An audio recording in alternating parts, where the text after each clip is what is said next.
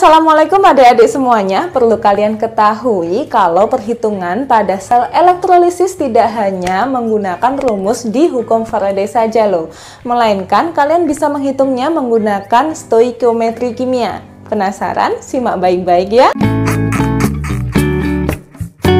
Adik-adik semuanya, perhitungan sel elektrolisis dengan menggunakan stoikiometri ini menurutku lebih gampang daripada perhitungan menggunakan rumus yang ada di hukum Faraday.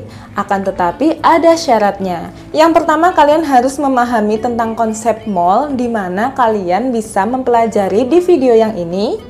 Yang kedua, kalian harus memahami bagaimana cara membuat reaksi yang ada pada anoda maupun katoda, di mana bisa kalian pelajari di video yang ini. Kalau misalkan kalian sudah paham, lanjut aja yuk ke aturannya yuk. Oke adik-adik, aturan yang pertama adalah seperti biasa kalian buat reaksi yang ada di katoda maupun di anoda.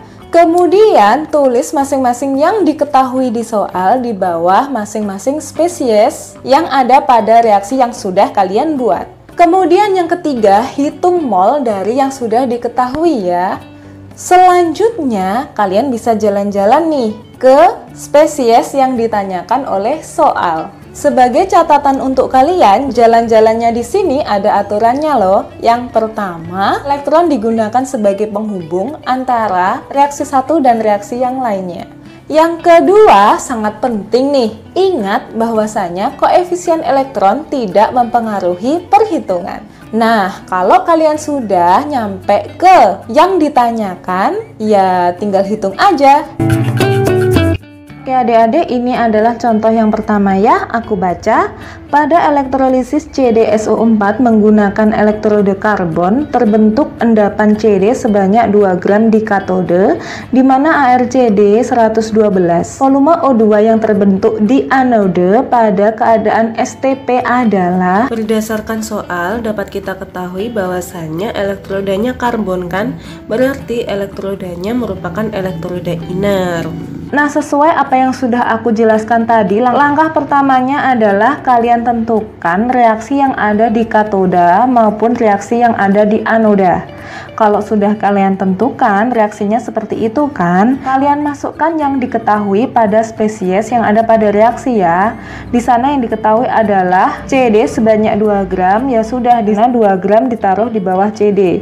Nah, setelah itu langkah selanjutnya yang sudah aku jelaskan adalah mencari mol dari apa yang sudah diketahui.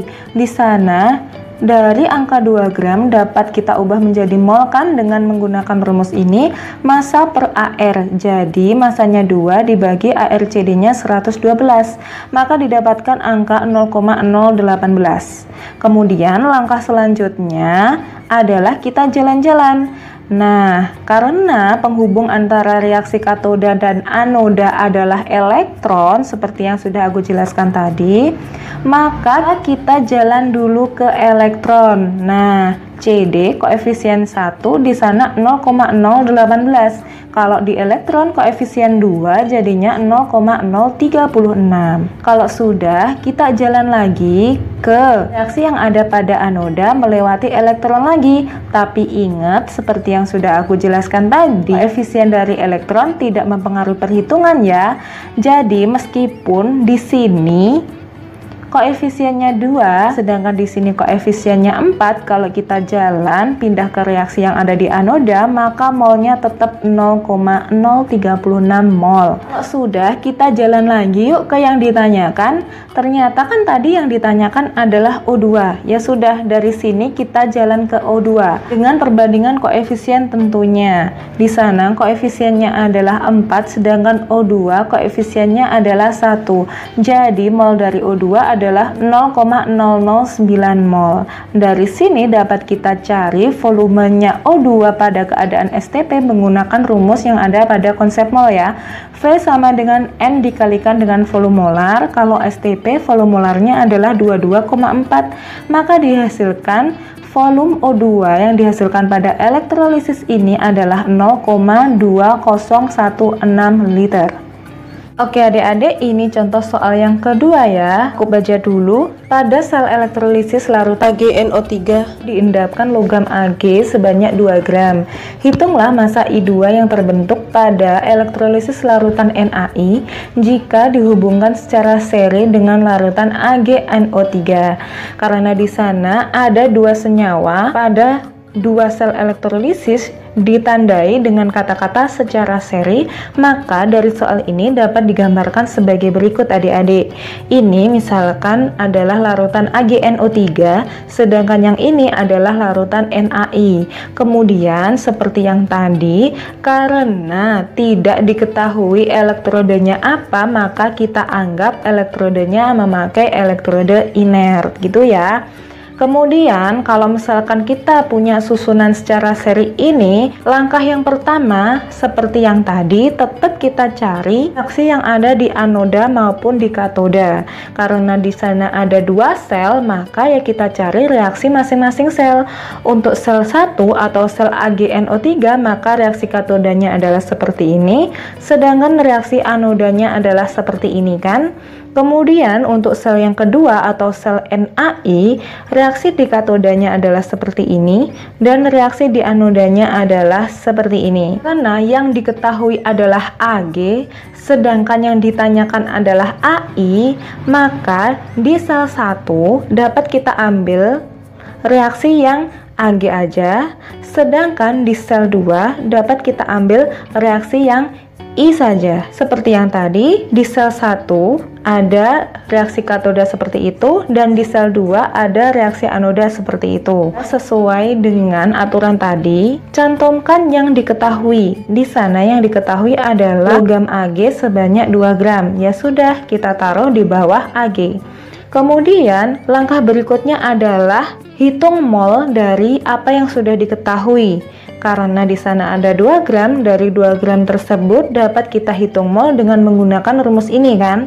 Mol sama dengan massa per AR, 2 per 108, hasilnya 0,019 mol. Kalau sudah sesuai aturannya, kita jalan-jalan. Karena penghubungnya adalah elektron, maka kita jalan ke elektron. Ag koefisien 1 dan elektron juga koefisien 1.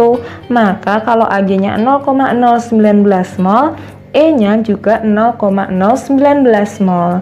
Dari sini kita lompat ke reaksi yang ada di sel 2. Ingat, koefisien tidak ikut berpengaruh dalam perhitungan. Ya sudah, meskipun di sini koefisien 1 dan di sini adalah koefisien 2, lompat jumlah molnya adalah sama, 0,019 mol. Kemudian karena yang ditanyakan adalah massa I2, ya kita jalan ke I2. Elektron koefisien 2, sedangkan I2 koefisien 1, berarti molnya dari I2 adalah 0,0095 mol. Kalau sudah dari mol ini dapat kita cari massanya kan, karena memang yang ditanyakan adalah massa. Pakai rumus ini, hasilnya adalah 2,413 gram. Alhamdulillah adik-adik, tentang stoikiometri sel elektrolisis sudah selesai dibahas ya. Semoga ilmu kali ini bermanfaat untuk kalian. Akhir kata, wassalamualaikum warahmatullahi wabarakatuh. Tunggu next videonya ya. Dadah!